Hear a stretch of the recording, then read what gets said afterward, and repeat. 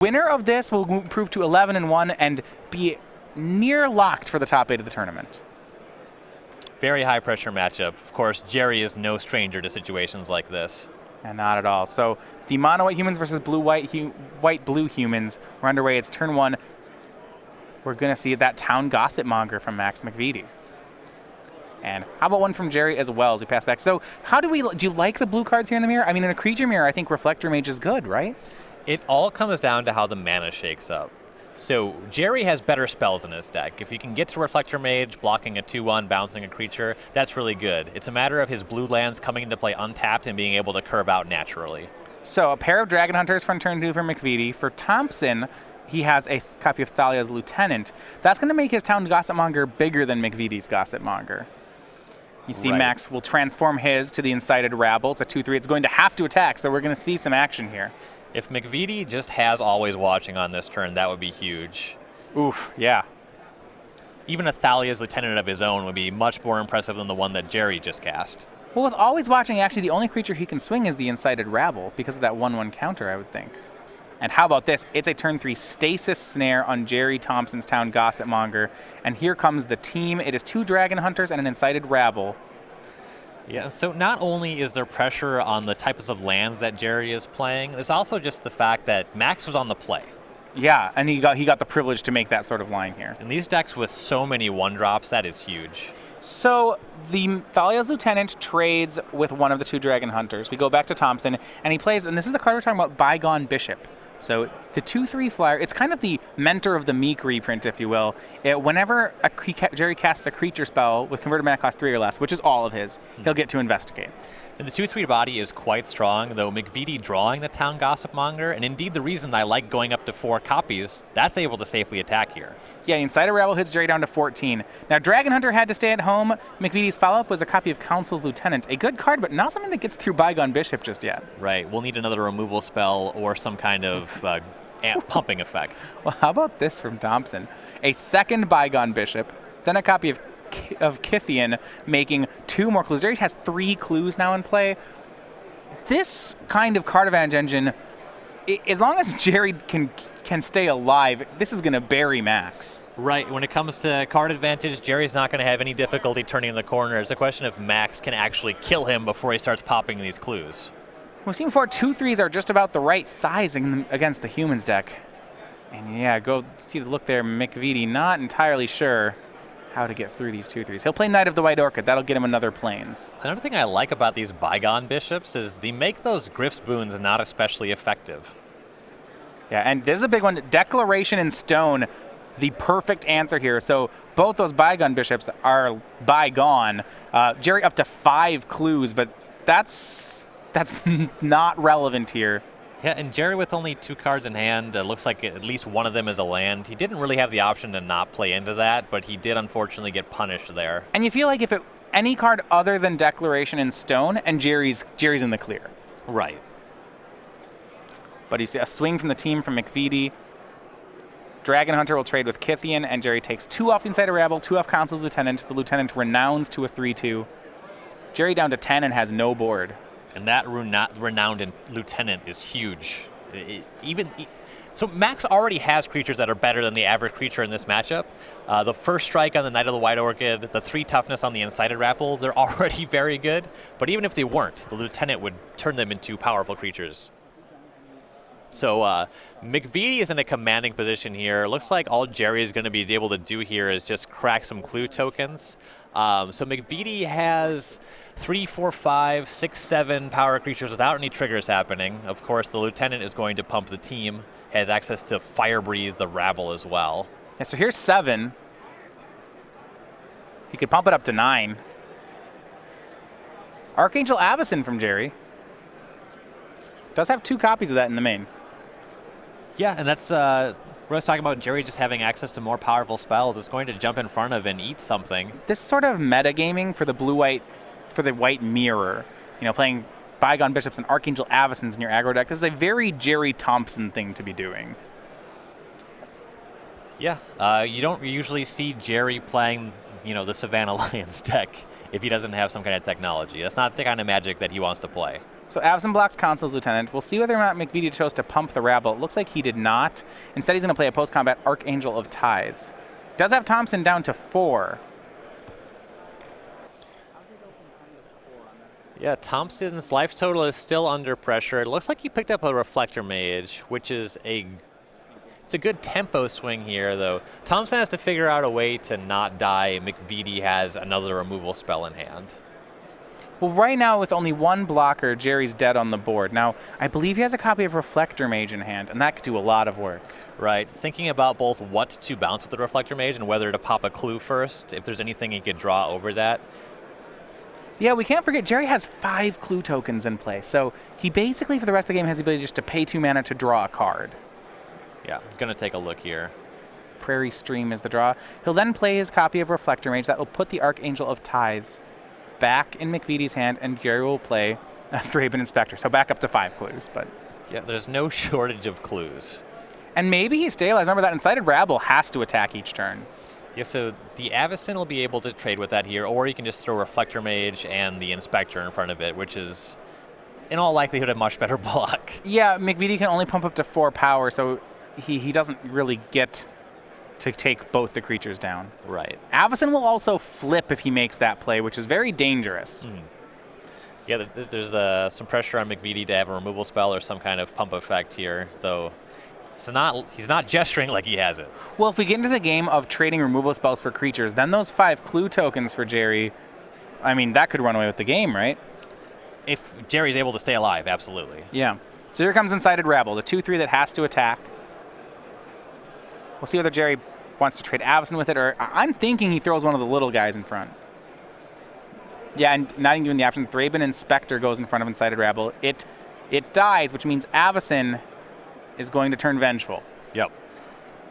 Mcvety is not going to commit any additional creatures into that. So she no longer Archangel Avacyn, she's now Avacyn the Purifier, the red 6/5. When she transforms, she deals 3 to all creatures and to Max. Max goes down to 13. Gerry, the only creature on the board, it's the 6/5, and now he will go drawing for cards. Cracks a clue token. How about another one? Down to 3 clues, draws another card. Got all these off these pair of Bygone Bishops and the Declaration in Stone that Max used to take care of the Bygone Bishops. The clues are going to help Gerry just bury Mcvety, but the Avacyn might have been just enough on its own. Council's Lieutenant and Thraben Inspector for Gerry puts him back up to 4 clues. It's difficult to overstate how powerful Avacyn is. See Mcvety, he was ahead for so long here. Got Gerry down to 4 with a full 20 life, and this sort of thing, double Bygone Bishop, Avacyn, it's not what you expect out of the humans mirror. Yeah, Gerry's list is unusual. With that 5 mana up, Mcvety thinking, Avacyn has to be on the back of his mind. Not clear it's if a great he knows card, that Gerry is playing it. And a lot of these blue-white decks actually go towards Dragonlord Ojutai over Avacyn, so it's not a given, certainly not a given that it's in Gerry's hand. Go back over to Thompson. He'll clue up some more. So draws a card. Remember, the Archangel of Tides is going to put some pressure on Gerry's mana if he wanted to try to swing the team here. Right, though for a deck that plays as few of them as Gerry's does, he's not shy on lands. Well, he's got to be careful here, right? If he attacks with the Archangel, it only puts Max to 1, and he could die to something like Griffspoon. So until he has a removal spell, he may have to play this on the more defensive side of things. Right. The mana's not an issue, but tapping the Avacyn certainly is.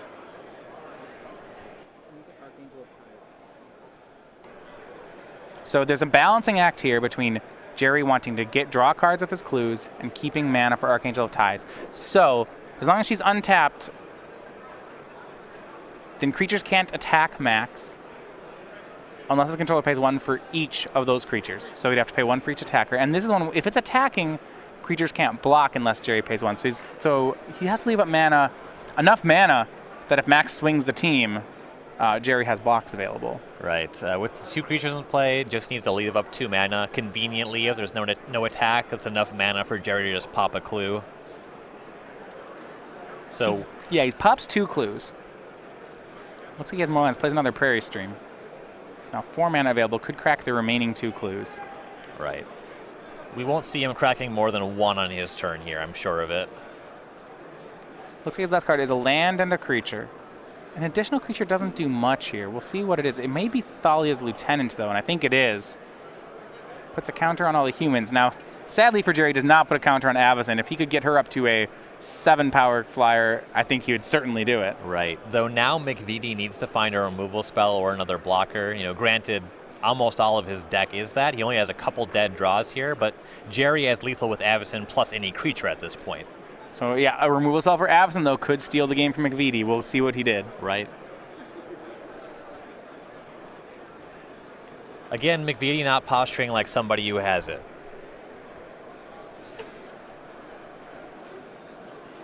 Five lands in play, Archangel of Tides and Town Gossipmonger. He will play, or a Kithian. Now he'll play Town Gossipmonger. And just pass back to Gerry. And it's that untap. That was the window. And now Max is going to be forced into some pretty difficult blocks. Right. Or if Gerry has a removal spell, he just cleanly wins this game. Yeah, I believe he picked up a copy of Declaration in Stone. He's going to start by cracking that last clue token. And really, that's the thing, is that this game went on long enough for Gerry to cash out all those clue tokens. It's way too many extra cards. Right. Gerry didn't have any shortage of mana to crack them. Arguably had a few too many lands in the early game, but having Avacyn exactly allowed him to turn this game around. So Gerry, Declaration in Stone's away the Archangel of Tithes. Looks like he also has a copy of Stasis Snare in hand. He knows he's in a commanding position. He's just trying to make sure he can play around everything. Right. Stasis Snares away the Kithian. And you can see it on Max's motions that he knows he's dead. Yep. And game 1 goes to the blue-white humans deck of Gerry Thompson. Yeah, and I like that Stasis Snare there.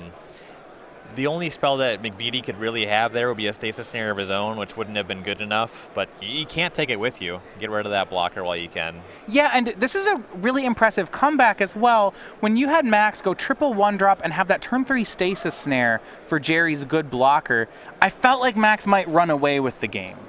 Yeah, Max had most of the tools he needed there, and this just kind of shows the power level. As I was saying, Gerry's mana does have some awkward draws. If he doesn't have a basic Plains and he's leading on Port Town and Prairie Stream, he can stumble a little bit, but that game it was just Plains, Plains, Plains, Prairie Stream. Gerry just able to cast all of his spells, and his spells are just better.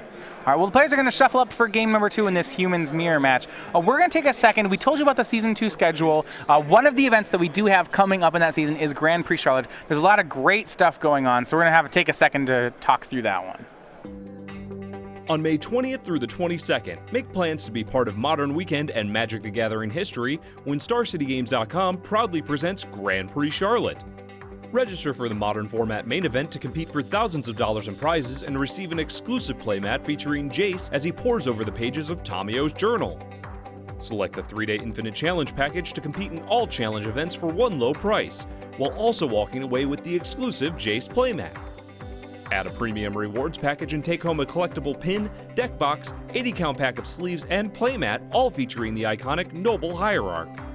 Play and select side events for even more chances to win additional Noble Hierarch pins, deck boxes, sleeves, and playmats all weekend long.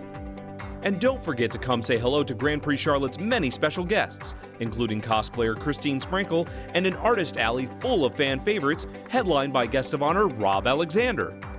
Be part of Modern Weekend and Magic the Gathering history. Register for Grand Prix Charlotte today. That'll be coming up, Modern Weekend Grand Prix Charlotte.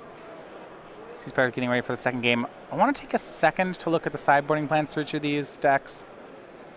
Now, on Max's side, he's got copies of Archangel of Tides, Hanvir, Militia Captain, Silk Wrap. I have to think that's pretty good here. Kills just about everything in Gerry's deck. Right. Sometimes the Human Lord, Thalia's Lieutenant.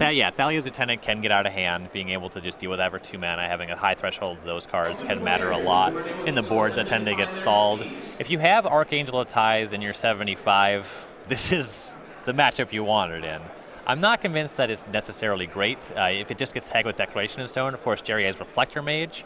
You're taking a very negative tempo swing, though there's going to be games where it's going to be very good. So I think we'll be seeing those here. On Gerry Thompson's side, enough can't be said. The way that Gerry does so well in the Open Series is his ability to next level the whole metagame. And when you look at his sideboard, this just seems phenomenal in the matchup. He has a transformational package to become this mid-range blue-white deck. More copies of Bygone Bishop, Tragic Arrogance, more Silk Wraps. This just seems excellent. Yeah, Tragic Arrogance is great in this matchup. If your opponent draws 2 copies of Always Watching, you leave them with 1. You choose the creature you leave behind. There's no shortage of bad bodies, like Thraben Inspector doesn't leave much behind when you Tragic Arrogance. Yeah. Does he go all the way to Ojutai's Command here? Ojutai's Command is rather inefficient the way that you trade. It's possible. Yeah, he can get back a creature and gain 4. I suppose that's not great. Gerry, as a game plan here, is going to be trading very aggressively, so the command does get back a creature and gain some life. Wouldn't surprise me to see that card. All right, so the players are underway. Game 2, a pair of Town Gossip Mongers for each player. Gerry playing it off a copy of Port Town. That's the blue-white duel from Shadows over Innistrad. And Max, he's going to go ahead and use Thalia's Lieutenant. Had the option to attack there for 2, but he's going to leave back the Gossip Monger so that it can transform into some incited rabble. Right.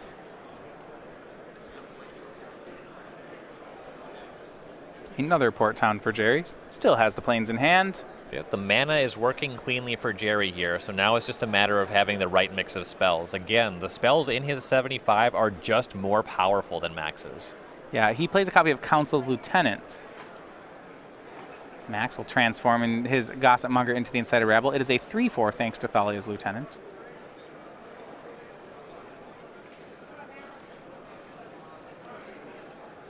So a little big here for Gerry to want to brawl with this creature. He would have to double block and he'd lose his board. Right. Gerry doesn't have good blocks for that yet. I assume that we'll be seeing that connect here.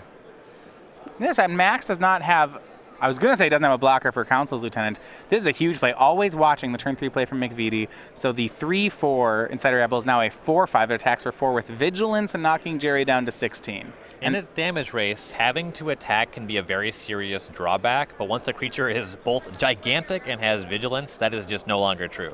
This is the second game in a row we've seen this mono-white Humans deck from Max Mcvety do an excellent curve out in the first 3 turns of the game.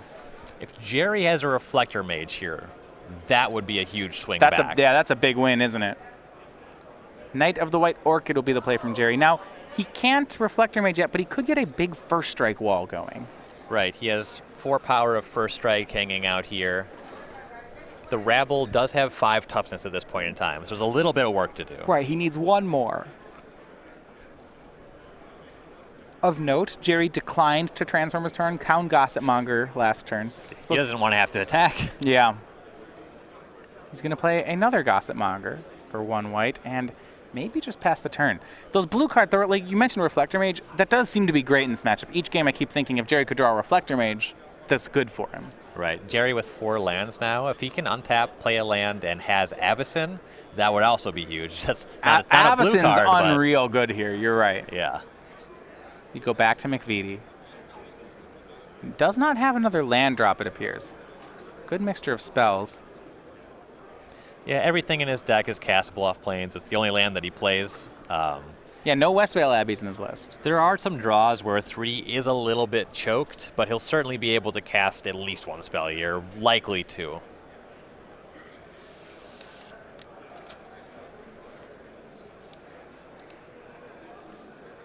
Unless the hand were all 4 Archangel of Tithes. That would be unfortunate.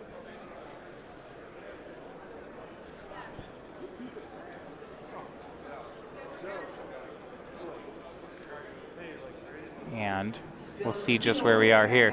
Looks like a gang block on the Incited Rabble. Yeah, it's a triple block here.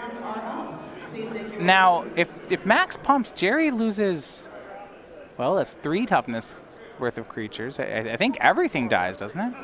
Well, Gerry will be able to transform Oh, okay. the All right. rabble. So it'll have 3 toughness. Right. So that's a total of 6 points of toughness, right? 1, 2, 3. So a pump here doesn't help Max much. This is a 2-for-1 trade. Right. Gerry is playing for the long game here, so it doesn't surprise me to see this blocking here. He just needs to preserve his life total and start casting his big spells. Yeah, so that trade goes down a 2-for-1 for Mcvety, but as he had so much invested in that one card, that seems like this may be fine. At this point in time, that Rabble is going to remove itself for a blocker. Gerry has not yet turned the corner to being the aggressor, so that is a drawback for Gerry. And a pair of Thraben Inspectors for Max Mcvety pumps Thalia's Lieutenant up to a 4-4. And a pair of 2-3s. With the always watching him play, Thraben Inspector is really a good card. Yeah. 1 mana, 2/3. They can pay 2 mana to draw a card. Yeah, very impressive. You go over to Gerry Thompson. It's an always watching of his own. His creatures, too, will be pumped and vigilant. That helps mitigate the drawback on his Rabble. Well, see, his Rabble is still a 2-3 that must attack. It's a 3/4. It's a 3-4, yeah. It could trade with Thalia's Lieutenant here if Gerry tapped his mana. Mcvety can just throw both Inspectors in front, and then he only loses 1, which is a good trade. Yeah, so Gerry's Rabble will attack. Yeah, both. He'll do just that. Max Mcvety will double block with Thraben Inspectors.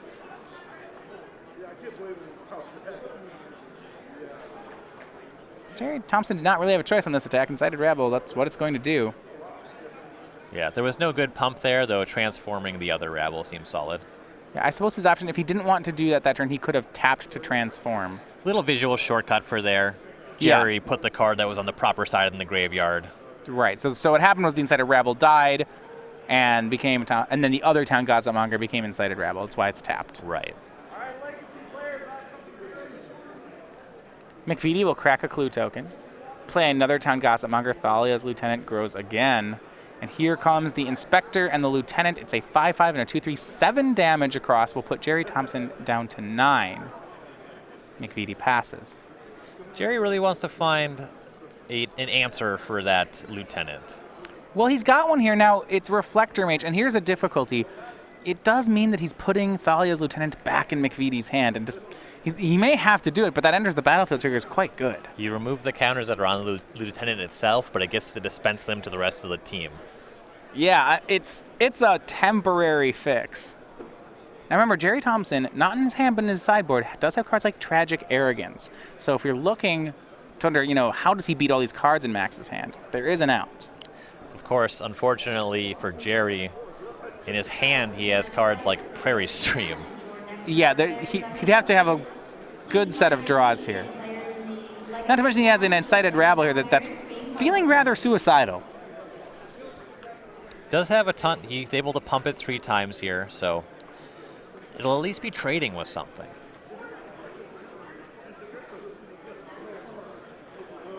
I mean, with Max at 20, maybe he doesn't even block.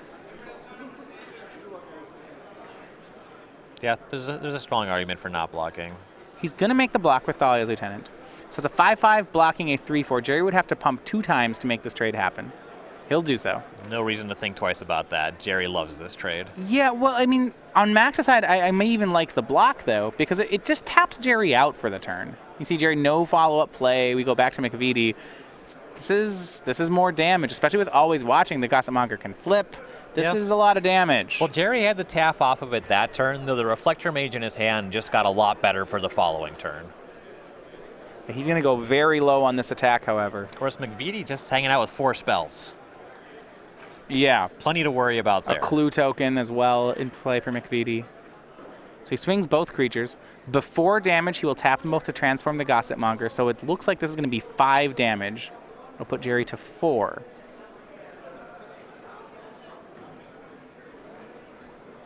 So the Incited Rabble and the Thraben Inspector now both in play, both taps. They both are pumped by always watching.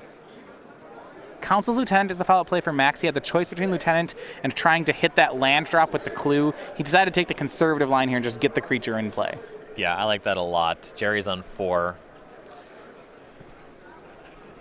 Right, ideally you would crack the clue, draw a land, play the Lieutenant. Gerry's play, he will use Reflector Mage to bounce the Council's Lieutenant, and then plays a second copy of Always Watching. So that Reflector Mage is up to being a 4-5. Gerry would have rather had a second Reflector Mage, of course, with that Declaration in Stone out of Mcvety. Yeah, he removes the blocker, swings lethal, and we're on to game 3. Yeah, I don't think that there was really anything that Gerry could have done there. You know, he has to hope that that blocker is good enough.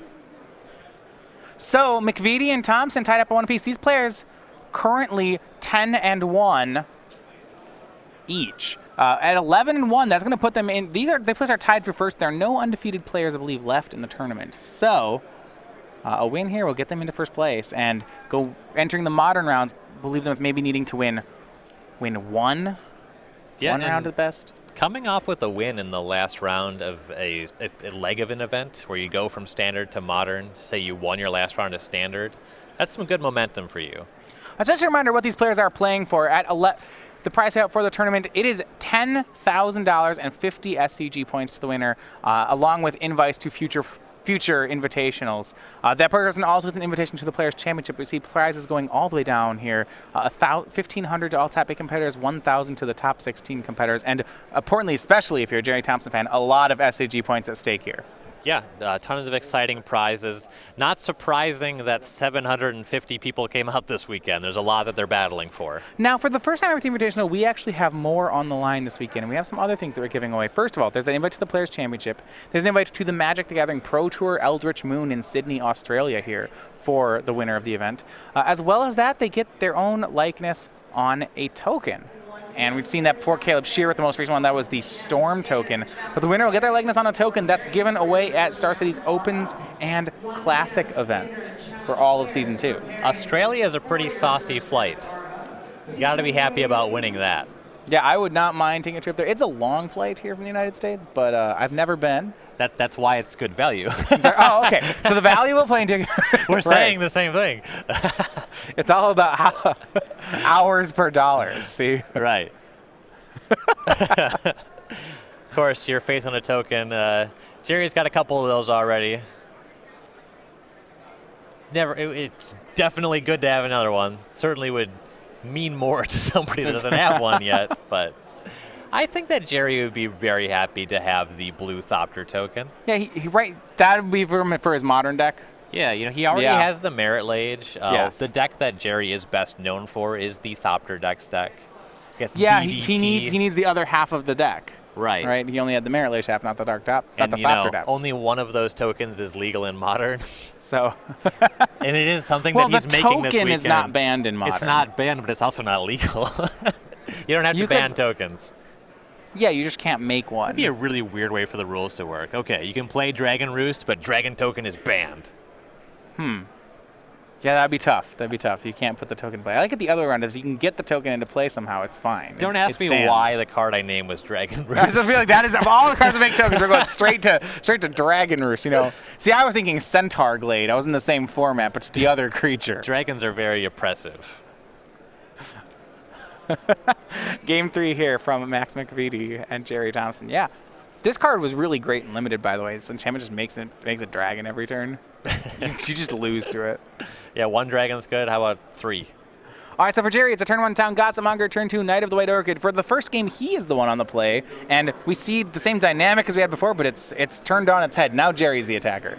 Yeah, and even if Gerry has these bigger spells in his deck, he still has plenty of access to efficient creatures that he can attack with. He's not going to board out Always Watching as well. And it's interesting, Mcvety did not have a 1-drop. His first play on the draw is a turn 2 Hanvir Militia Captain, and you feel like he's already very far behind. I mean, Gerry, 2 creatures that neither of which Max can block. I gotta say, I don't feel good about my first play of the game being Glory Seeker. How about Always Watching for Thompson? This is 6 damage here with Vigilance. Mcvety down to 14. Glorious Anthem, a better Magic card than Glory Seeker. Ooh, lots of glory in both these cards. Also, these cards are both 10 years old. You know, Always Watching, better than Glorious Anthem. I will give you that. The Vigilance mattering here. Yeah, not pumping tokens is a drawback, though, as we've seen, you can just play a bunch of creatures. I can't play in my Spectral Procession deck, but I can play in my Mono White Humans deck. Spirit token is banned in Standard. But Spectral Procession's okay. Yeah.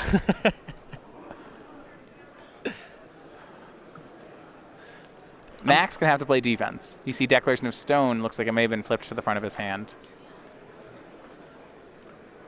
He'll get rid of the Knight of the White Orchid. So this is kind of weird. Mcvety actually has the Malicious Captain in his sideboard. So he's thinking that in the mirror he's going to be able to get up to 4 creatures consistently. I don't know if I agree with that. And Gerry's game plan is all about trading and using removal spells. Yeah, it's... So I don't really like this card just as a card, and I really don't like it as a sideboard card. So I'm going to back up here. Okay, I agree with you that I'm not sure I like Convir Militia Captain at all. But if there is a matchup where you do like it, this one seems reasonable. This would certainly be it. So if you registered it, yeah. Right, Gerry Thompson's build is where this is going to punish Mcvety the most. I don't think Max knows that Gerry has tragic arrogance coming out of the sideboard, okay? Right. I will give Max a pass on this. Fair. A copy of Gerry's decks are great. A copy of Gideon, ally of Zendikar, is the turn 4 play for Gerry Thompson. Makes a token number that doesn't get pumped by always watching. Come on. How very unfortunate. The Incited Rabble will swing again. Max is down to 11. His play last turn was the Militia Captain and the Town Gossip Monger. Or his Declaration Stone and the Town Gossip Monger. So casting Gideon when you're ahead has just always been very good, particularly against a mono white deck. Not really going to kill it. You're going to get a lot of activations off this Gideon. There was already ground for Mcvety to make up, and now there's a Planeswalker. Mythic Rares, man. Those things are beating. Always watching is the play from Mcvety. So the Militia Captain, a 3/3. The Gossip Monger sitting in play as well. Still no attacks, though, from Mcvety. He'll pass. Yeah, no good attacks yet. Can't hit through Incited Rabble, yeah. They're only going to get worse with Gideon hanging out. See, I wonder if Gerry starts plussing the Gideon, starts brawling. That seems crazy. No, he's got Max at 11. That's not horrible. It depends, like what kind of position, what kind of shapes he's in. If Max has like direct Declaration in Stone. Well, how about now? Gerry has Declaration in Stone. It gets rid of the Militia Captain. I think that Gerry is very far from losing a long game here. If he sees a window where he can close the game in 2 turns and there's no outs that Mcvety has, sure, go ahead and plus the Gideon. We might have that. What Mcvety is considering now is if he wants to transform the Gossip Monger before his Militia Captain goes away. Right. Both lines look horrible. Taps him off of blockers, which is really bad. I was saying either you get this, or he has a Grizzly Bear, which can't block any. It can trade with the. So the problem here is that if he doesn't, he needs to. If he removes his own blocker, then I believe the Rabble plus Gideon activated plus the Knight token kills him. Yeah. Okay. And I've actually been thinking about it. The proposition of making the ally depends on how many creatures Gerry can commit otherwise, because Declaration in Stone just cleanly deals with them. All right, here's the Brawl. Gideon +1. It has Vigilance. It's swinging. The Knight token's swinging. The Rabble's swinging. So Gideon, that's 6 damage from the Gideon, 3 more from the Rabble. Mcvety's at... this is horrible. It's pretty nutty that Gideon counts as a non-token creature, and you just get to pump that with always watching. Yeah, I mean, he's a Planeswalker, right? All right. Knight of the White Orchid from Thompson. Mcvety down to 2. Now he's the one who needs the Tragic Arrogance, and even then, that doesn't take care of the Planeswalker. And that is game and match. Gerry Thompson improving to 11-0, defeating Max Mcvety. And you got to think maybe he's getting yet another Invitational top 8.